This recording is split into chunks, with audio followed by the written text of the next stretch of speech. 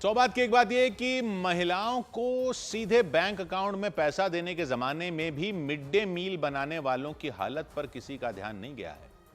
स्कूलों में mid day meal के पैसों में धांधली के इल्जाम तो सबको दिखते हैं।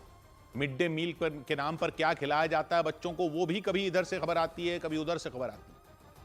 लेकिन जानते हैं जो खाना बनाती हैं या बनाते हैं उनको पैसा कितना दिया जा रहा है? संसद में सवाल पूछा गया। अभी संसद में सवाल पूछा गया, जवाब दिया सरकार ने संसद में कि कितने पैसे मिलते हैं मिड डे मील बनाने वालों को। तो क्या पता चला मालूम है? कितने हजार मिलते हैं महीने के। मालूम है आपको?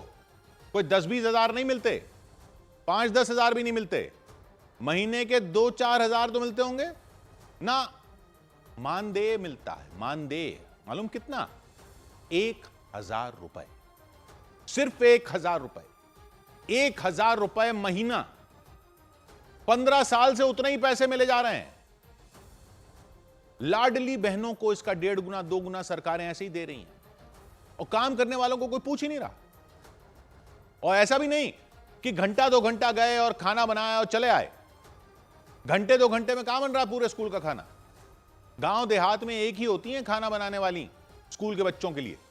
4 घंटे 6 घंटे 8-8 घंटे भी लग जाते हैं। आलू प्याज सब्जी दाल अनाज मसाले का हिसाब रखो, काटो पकाओ, सब करो, सब करो 1,000 रुपए में। महीने के 20 दिन भी किया तो 50 रुपए हुए रोज के। 50 रुपए में आप कर लोगे? इनसे करवा रहे हैं। नेता लोग भाषण देते हैं चुनावों में कि महिलाओं को अपने खर्च के लिए थोड़ा बहुत जो हम दे सकते हैं वो सीधा बैंक अकाउंट में आएगा, खटाखट फटाफट, ये लाडली हैं वगैरह वगैरह। उनको हजारों रुपए दिए जा रहे हैं। ये लाडली नहीं है जो बच्चों के लिए खाना बना रही हैं ताकि गांव देहात में शहरों कस्बों के सरकारी स्कूलों में बच्चे पढ़ने आए। बच्चों की पढ़ाई से बड़ा काम क्या हो सकता है देश का? लेकिन ये 15 साल से 1,000 रुपए में काम करती रहे, क्योंकि इनकी संख्या इतनी नहीं है कि इनके वोट से सरकारें बने। वैसे 1,000 रुपए के मानदेय को किसी राज्य की सरकार अपनी तरफ से बढ़ाकर भी दे सकती है और कुछ सरकारें देती भी हैं। केरल की सरकार 12,000 देती है, दक्षिण की सरकारें बढ़ाकर देती हैं, हिमाचल की सरकार 3,500 देती है, गुजरात 2,500 देता है, कुछ और भी सरकारें हैं, लेकिन ज्यादातर वही 1,000 ही दिए जा रही है। दिल्ली सरकार भी 1,000 देती है।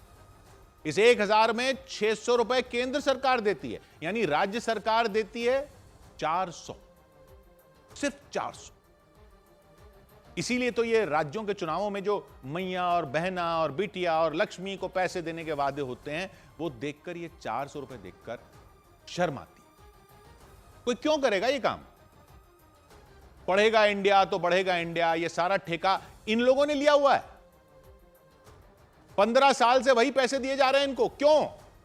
क्योंकि इनको कर्मचारी ही नहीं मानती सरकार। इन पर कर्मचारियों वाले कोई नियम ही लागू नहीं, कोई मिनिमम वेज वगैरह का चक्कर ही नहीं। आप किसी से 1,000 रुपए महीना पर काम करवाओ तो जेल हो जाए, और यहां सरकार ही करवाई जा रही है। 15 साल से करवाई जा रही है। सरकारी कर्मचारियों की शुरुआती तनख्वाह 15 साल पहले 2,500 रुपए थी, तब इनको 1,000 दे रहे थे। अब सरकारी कर्मचारियों की शुरुआती तनख्वाह 18,000 रुपए है, लेकिन इनको अब भी 1,000 रुपए दे रहे। शर्म नहीं आ रही? सुनकर ही शर्म आ रही है। कहते हैं ये तो पार्ट टाइम काम है। पार्ट टाइम काम है ये। हेडमास्टर लोग अपनी पर्सनल चाय बनवाते हैं, इनसे पता है। हेडमास्टर की चाय बनाओ, टीचरों की चाय बनाओ, बर्तन धो, झाड़ू लगाओ, कम से कम 100-200 बच्चों का खाना बनाओ। अरे पौधों को और घास को पानी तक देने को कह देते हैं इनको पार्ट टाइम काम के नाम पर। यह बेरोजगारी की मजबूरी का फायदा उठाना नहीं है।